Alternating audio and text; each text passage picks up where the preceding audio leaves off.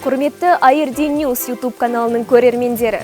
Халықаралық қатынастар факультеті 2021 жылдан бастап факультеттің талантты және қабілетті студенттерінің қатысуымен YouTube платформасында апта сайын әлемдік, халықаралық, аймақтық қатынастардағы оқиға мен жағдаяттарды сараптау, талдау мақсатында IRD News қысқа ақпараттық сараптамалық студенттік жобасын іске асыруды бастайды. Жобада факультеттің студенттері мен факультет, университет, мемлекеттік деңгейдегі халықаралық қатынастар саласының белді сарапшы мамандар да қатысатын болады.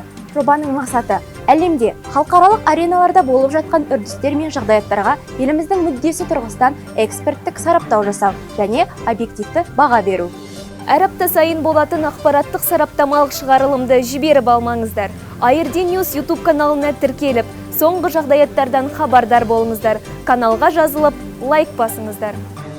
Dear IRD News YouTube channel viewers, starting this year, the International Relations Department has been releasing a weekly project titled A Brief Informational and Analytical IRD News on our YouTube channel.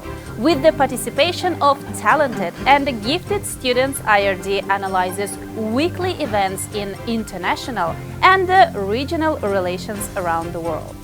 The purpose of the project is to objectively assess world events and identify trends and provide expert analysis to contextualize them within the Kazakhstani perspective.